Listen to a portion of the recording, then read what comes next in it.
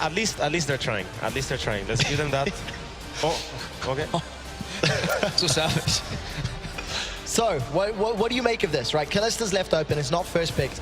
Mithy, I know you despise this process because if it were Origin, that would have been a Kalista. Yeah, but like every team has shown different priorities. Everyone knows what the strong champs are, but some teams just think that with this champion they will actually gain more than with the other. So, or maybe they just feel like they're not really afraid of Reckless Kalista and they'd rather have Nidalee for them. I like that they went for Kalista Corki here instead of the Kalista Alistar, even though that's a super strong lane. I think it just sets up 2 winning lanes already for Fnatic, and that's what they need to do. Pressure early, snowball, skirmish, and see if they can take the game. Because mid-game, we've seen what SKT can do if you can get them comfortably there. So I like the approach. You see if SKT is actually going to steal away the Alistar in this rotation, or if they're fine playing into Kalistar. I mean, I just want to see the Z here and see the reverse matchup, but I don't think that's going to happen because I don't think SKT likes to just pick Z here, but... It's like a wake. Everybody here is like holding their flashes out. It's like we're holding like a little bit of a funeral of Fnatic's hopes. Guys, there's one more game to be played. Yeah, I mean, maybe it's like building up a spirit bomb. Everybody in Katowice is trying to give Fnatic their power. And with 3 seconds left, SKT will steal away the Nautilus from Gamsu. I like that a lot, because Poppy has been banned, and yeah, you just take the Nautilus away. What is Gamsu gonna play right now in the top lane? But why would you take Lucian there instead of Alistar? Why would not take the Alistar? Because they don't want to. They want to support. I think they want to support counterpick range into a melee matchup. Maybe Alistar into Thresh, which is kind of fine, and to maybe make sure that they don't really lose the bot lane that hard with pressure-wise. Because I think Lucian Alistar, Crepo, maybe loses. Hold that thought. Yeah. Okay. We're channeling it. Sometimes the crowd does the job for you. They're trying to get behind the team. But Alistar. Alistar. I know, guys. I like it, Mithy. I like it. If he's part of the crowd, he's gonna get out his phone and start. So he's gonna get out his HTC phone and. if we're not surprised by the Alistar lock-in here, Gamsu on Graves. It's something that he did run yesterday, but gonna swap away at the last few seconds and bait me into it. Thresh Lee Sin. Lee Sin is just very common. Everyone plays that matchup when Nidalee's picked. We've seen it multiple times in Europe, and Spirit has been showing like really good team fighting and how the matchup should be played out. I'm gonna see like maybe he can get us like this game 1 performance again. I hope so. But Nidalee is just so oppressing if you just leave her alone. Especially Korean Nidalees. Those are scary, yeah. Well, they have the ping advantage, you know. They can practice better. That's what it boils down to, I'm sure. Well, we'll find out. There's a few seconds left on the last rotation. Mid laner and support left. Crepo, you'd mentioned a counter pick for the support. I think you rather pick Alistar into a Thresh, and then if they would have been Alistar, I think he would have actually went for the Bard. I think those are fun matchups to play in lane. Obviously, SKT can also just swap. Kalista Thresh is a super strong trade in lane. Will obviously bully an Alistar. You can go even, but you will lose the pressure, and if you lose the pressure, you lose like some invades and some jungle camps. But they have Nidalee to kind of not really lose the pressure, because Nidalee is the champion that realistically you can't really gank lanes with Nidalee, but what you do is you go to a lane, poke it out or push it out with your, like, either you pressure it with your duo lane, or you gank the duo lane a bit, get a chunk on the enemy bot lane so you can farm equally. And that's what Nidalee does best without even losing in farm. On the same token though, Nidalee kind of wants winning lanes as well, because if both lanes are pushing, she can obviously just invade. So that's maybe something that SKT was thinking about. I wonder if they're actually going to take the matchup though. Lucian Alistar should technically fall behind against Thresh Kalista. You can go a little bit even if you focus more on healing. But the easier way out generally is lane swapping. Set against Corki, opposite matchup. Yeah, opposite of game 1. And we mentioned it, even though Feathervin got a solo kill, he was down 30-40 CS, which actually meant he was behind in overall gold. And it will be Gamsu with the Graves on top. So we have a minute before we are going to head back over to our trio of casters. Crepo, this time I want you to be the first one to predict who will win this game. I actually like Fnatic's composition more, because I think if they build a little bit tanky, stack some armor, maybe exhaust. You know what? Fnatic's gonna take it. So Fnatic in game 3, Mithy. You were wrong last game. Do you think you'll be right this game? I felt, I mean, Felt the energy. I felt the energy, yeah. I just felt it. Felt the energy here in Katowice. That's 2 votes for Fnatic. Dexter? I have to make up for it for my bad prediction yesterday. So I need to go with SKT here to make up for it, yeah. Oh. I'm sorry. Yeah, Traitor. Dexter going with SKT. So we'll find out who's going to be correct and whether or not SKT will pick the cup up. This could be the game that decides it as we head over to the casters.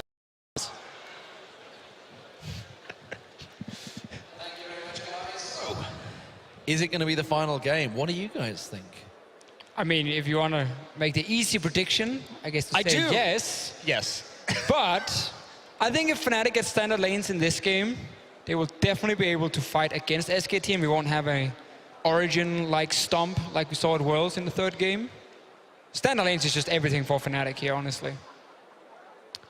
I'm curious too, because Faker has actually opted into the same lane matchup that he took in game number 1. Febiven, in the 1 game of Corki that we've actually seen this season, or in this tournament rather, has not actually done particularly well. He failed to kind of use the package on the map particularly efficiently. He didn't really make plays with the Corki. And I had been advocating, why doesn't this team play Corki? They've only played 1 game of Corki in the LCS this year. And we sort of found out why. So, yeah, definitely not a great game for Febiven, but it is still a good pick for Fnatic. And again, it's basically 3 pushing lanes. It's what they're running here. Lee Sin wants to get level 6 before he really wants to duel in Italy, and he actually has kill potential when he has the longsword as well at 6. But it's 3 pushing lanes, so if they do not get standard lanes here, I feel like SKT are able to kind of slow down the game again and then start getting just more standard fights after 10-15 minutes with Nautilus, Alistar. Obviously Graves does well in lane swap. He's very fast at pushing down a tower because he can stand close range with the shotgun. question is, are they going to be seen on this ward right here? 5-man stacking, there is a ward. And Faker going to wrap around the side. He's going to fire a shuriken into a couple of them. Keeps eyes on him right and now. Spoiler, Mento, I was about to call you. I'll call you Monty instead. Or maybe he's fresh. So, Fnatic, okay, let's get into it. What do they want with the lanes here? Because they did well in the lane phase last time. They managed to get the rotations working well. They are obviously getting spotted out, so they know that it's going to be the duo down that bottom lane. And where's Bang & Wolf right now? They're on their way into the red buff area. Yeah, it's going to be a lane swap now because SKT has some really smart wards level 1. Spirit's about to get surprised. Oh. Flash quickly, just about got away from the pulverize and managed to actually pick up the gold there, but it's going to force him out of his path. SKT were able to spot Fnatic first in the invade itself, and then when they walked from mid lane towards the Wolf camp in their own jungle, there was another ward being placed by SKT, so they saw Thresh Kalista go to the bottom side, and we now get this lane swap here where Gamsu's also stuck on top side, so he's not getting anything really other than a few minions. He's not dual jungling with Spirit, and he has to now just recall and run to bottom lane, and therefore you lose a lot of that early push you get with the Graves. And now Fnatic lose that advantage they would have had from the pick and ban phase playing standard lanes. Now also Spirit going to be very far behind, or a camp behind already, now falling behind by another one, and Graves going to have to come down all the way back. No actual shared farm at all, so Duke already attaining a level advantage and going to be in that lane just a little bit faster for the push. So everything going SKT's way this game.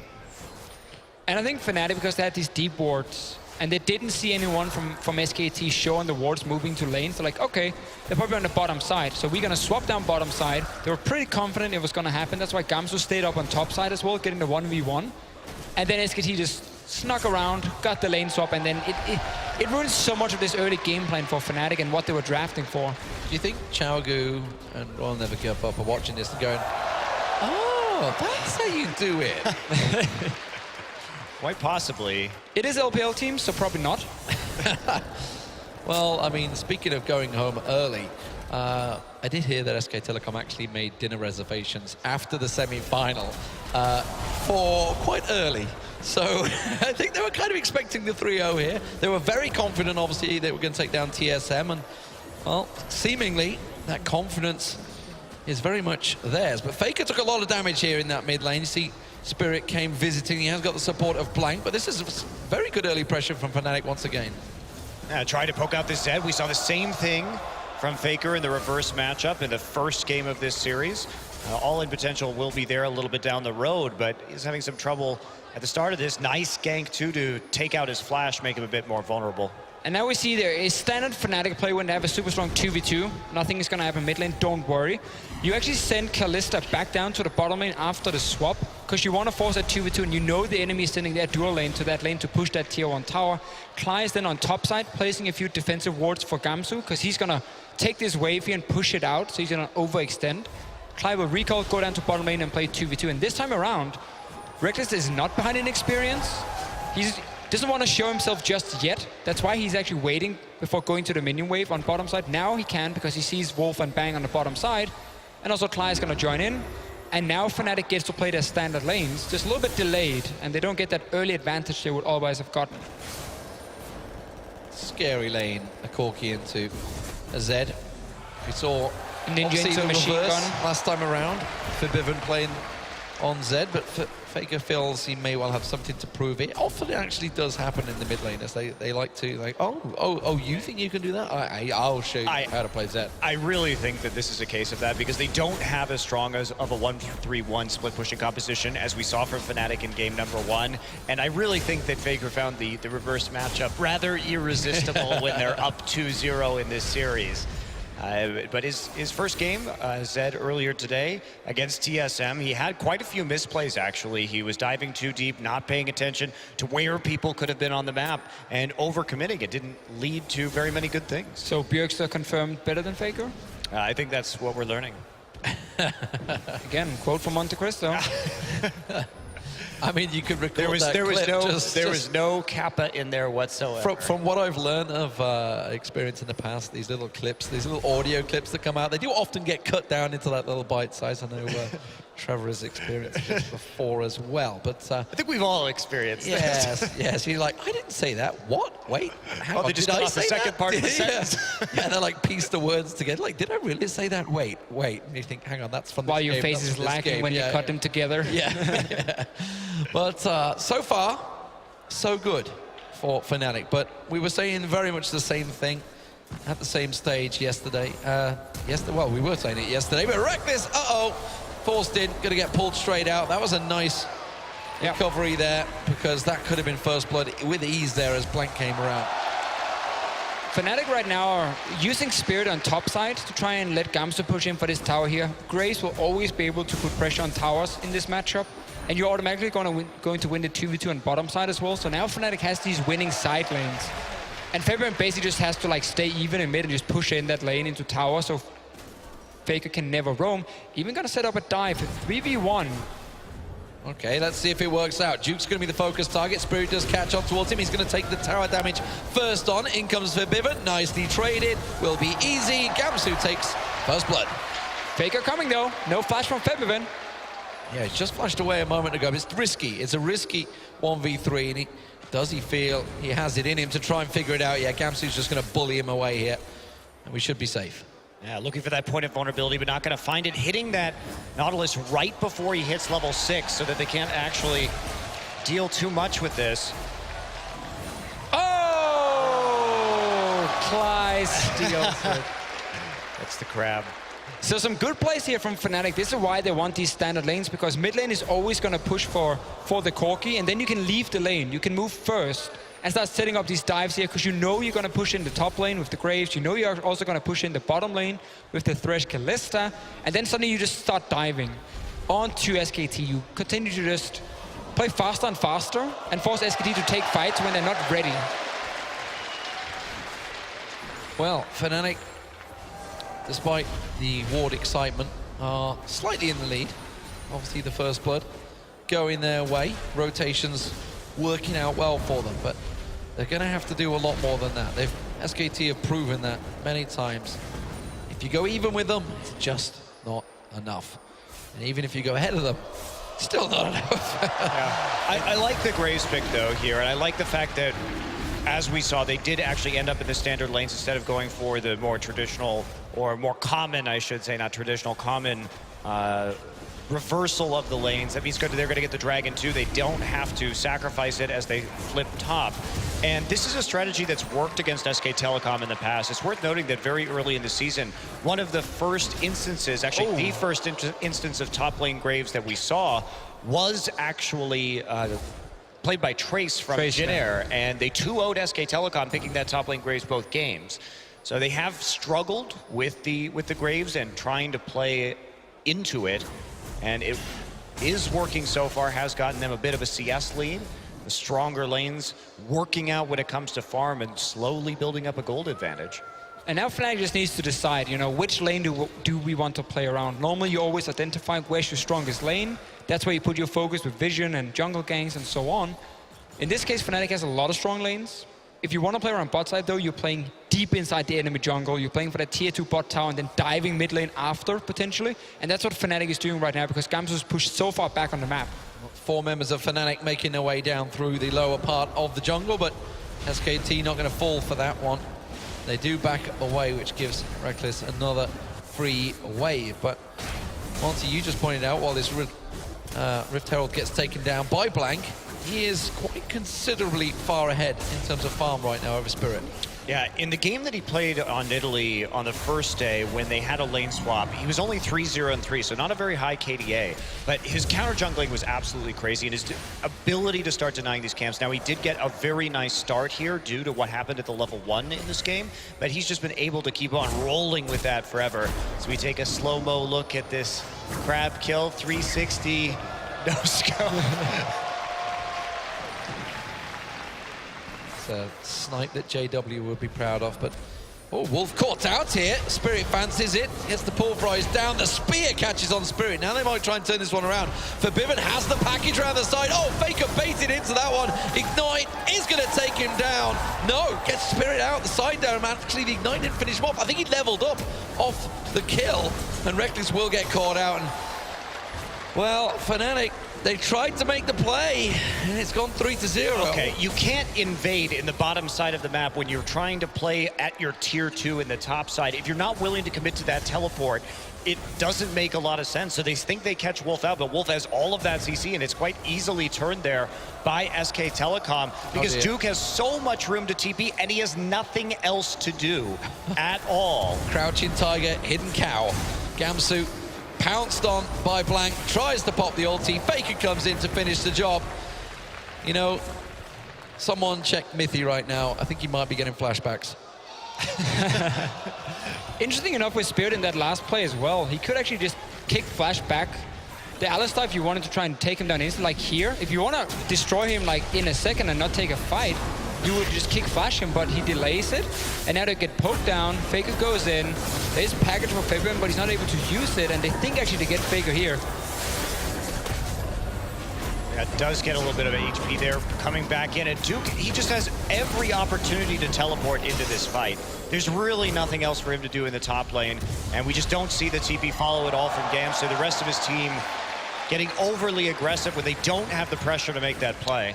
Good guy, bang, saving him. The bang heal managing to catch on to Faker and keep him alive there. And then obviously goes on to get himself a double kill, so it really worked out well. Clutch moment, I think you could say in certain games. But I think we might just continuing to try. They really want to push the pace. Oh, they will just keep doing this because, again, they are so strong here in this early to mid game. You want to apply the pressure with this composition. Now you just, again, falling behind. You lose out on these early fights. Problem is you can't really stop. Like, you have to just kind of keep going. Trying to siege up in the mid lane right now, but not a lot of power there, not a lot of mana on Febvin, so they can't deal too terribly much damage to the turret. SK Telecom just looking to catch the big wave in topside right now, get Duke back into this game. He has fallen behind in that CS. But the fact he could join a team fight actually meant he had more value than Gamsu and his 100 CS so far. Yeah, you can get high CS numbers, but if the enemy top lane is able to just TP in and be part of 2 kills. Speaking of people diving in, Faker fancies it on Reckless. Not quite enough damage transferred, but it pulled the ultimate Anna Clyde to defend it. That is a big ult to be down when in, what, 80 seconds time, the Dragon will be spawning. Blank just gonna pop over the wall, does get kicked out. So blue buff handed over to Spirit. Blank A little bit of a blind attempt there onto the blue buff. They do deny it from going over to Febvin, so it's mission mostly successful.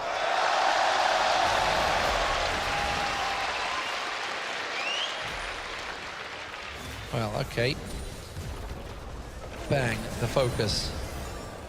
3v2 down the bottom lane. You do see Wolf just thinking of making the rotation, trying to sneak around the back, but it's not going to work out. You talked about this one at the top. Gamsu, of course, has got a pretty sizable CS lead.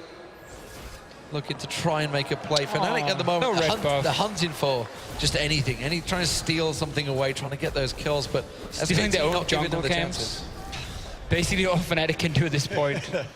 Well, this is just a very large lead, coming up to about 3K after this turret goes down in favor of SK Telecom. Their largest lead here at 15 minutes in this series. And this is normally the part of the game where they have struggled, at least statistically, in Korea. And now that they're coming out ahead, they should have some cruising here. They keep on split pushing, or start actually split pushing. We're still too early in the game for Zed really to hit a side lane in earnest. Instead, just going to turn their sights onto the Dragon and take that one down instead. Yes, cruise control for SK Telecom here. 2-0 up in the series. If you have just joined us, you've missed a long day of League of Legends action. SKT taking down TSM convincingly this morning, 2-0. And then the epic semi-final happened. Fnatic managing to pull off the victory over Royal Never Give Up. It was a 2-1 series. And honestly, a lot of people kind of wrote them off in that third game. They didn't think the team comm was right, but they're going to keep chasing on Duke here. But he will go into the tower. Well, they're really committed for it. They're going to dive in. Is it going to be enough? Fake around the side. Spirit, oh, he committed way too deep. The rest of his team not on the same page. Oh, Faker, he just goes straight in and decimates Reckless and says, see ya. He is extremely fed right now. They're not going to stop there. Oh, yes, they will, with Fevin rounding the corner. Wolf going to get quite low, still trying to dodge some of these skill shots out. And you die. He just left Cly alone. He's like, guys, I've got Faker, guys, I've got Faker, guys, guys. No. I mean, you get to the point in the game where it's all about killing Faker now. Well, I mean, Just for some revenge. you might want to, but that's going to be, well, an elongated ace. Yeah. Obviously, the death timers are that short right now, but 9-2 for SK Telecom. They're just laughing. Fnatic is just Clyde is laughing. laughing. They realize the game is up really for them, but Well, they just time to have some fun with it. Both Cly and Fevin just stopped right there at the end of the kills, just deaded their tracks. They knew what was coming. Entire early game strategy kind of fell apart for Fnatic. Not getting lane swap, but then getting back to the standard lanes and trying some invades. This again because you just gotta try something, honestly. Turns into a little bit of a solo queue game for Fnatic, and that's what they want to play. At this point, just keep looking for fights over and over and over and see if you can win some of them. Well, Faker does not like Reckless, apparently. I mean, in the grand strategy of things, Fnatic never really would have expected to make it to the final, I don't think. I mean, realistically, after their woes in the European LCS so far, you see Clyde just like, guys, someone help me. Faker just picks them apart. Gamsu taken down along with Forbidden as well. It was a very much expected fight turnout. They're going for it again, though, down in the bottom lane. If we can come out of the replay, they're going to try. They're literally throwing everything at Faker. Can they catch on towards him? The chase is on, and it's going to get turned around. Faker wants it. Can he get it? Spirit. Oh, there we go. It's going to go to Spirit. Gets the kill, but it took 4 of them to dive him. Totally worth. Operation Kill Faker. Everybody goes into the bottom lane, but they're going to lose a lot of farm and also perhaps a top lane tier 2 for this. So Doesn't matter. You killed Faker. That's all Fnatic cares about at this point. the Rift Herald buff on Blank going to be helping out of those minions, and they sacrificed a lot. It definitely was just a play to kill Faker right there, prevent him from going deathless in this final match. I feel like Faker has won enough by now. I mean, Do you? Someone else. Oh, no, they got Soon no has to vision. get some of these No trophies. vision. Someone's going to go blind here. Yeah, Samsung White. Is it Clyde that's going to walk in? Uh-oh, Clyde, surprise! Gets pulled Reckless out. surprise. Reckless saves the day.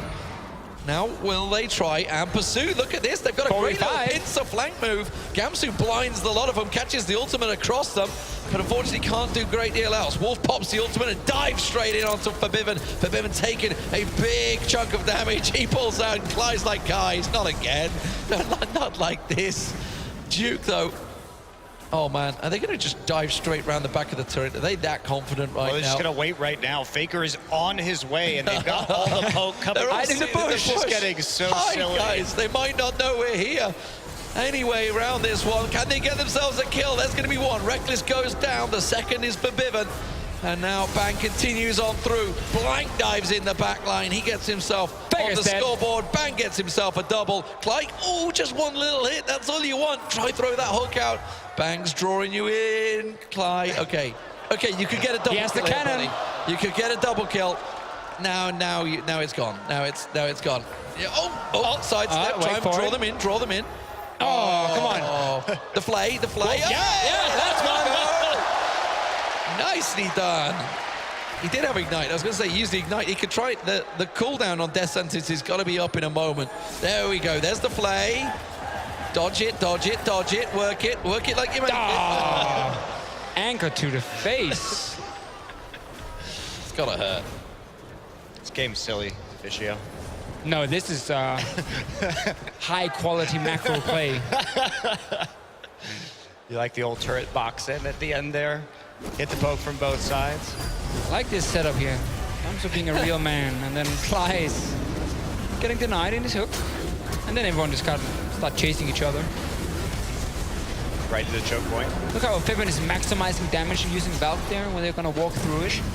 I'm sure that was the intent. That is a quality Corki play. And they know Faker's coming too. He's streaked Like all the the way Jaws from the music base. started. Actually, it's the double for Bang as well. He just dives right on in there. I wonder what Bang's KDA is for this tournament. Gotta be pretty high. It was pretty big in the last game and the one before that. But here we go. Okay, Spirit flashed it. Super helpful answer, by Counter the flashed way. it. Well, it's like I'm just going to pull the numbers out of my brain. What do you think? He has a high number. It's like the beautiful mind. I'm just seeing numbers I flash past my brain. Reckless caught out once again, taken down by Bang. Just keep that stat padding going there. It's like an eco round right now. I think that's what's going on, right? For Biven, oh dear, you can't even take on Duke anymore, buddy. Sad to say, the anchor will land once again. Bang is looking for another kill. He's going to come around on Spirit. Spear lands. Bang wants another kill, but Blank takes it.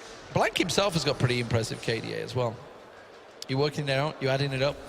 Yeah, he's got 5 maths. He's got 28 kills I'll take your word for it. and 2 deaths coming into this series, but I don't have the stats for him from this So he series. died twice. 4-0-7. Before coming into the games against Fnatic. So, okay, yeah. 32. no, man. Oh, okay, right, before the first 2 games. Dying twice is kind of unacceptable. Is a feeder, that's for sure.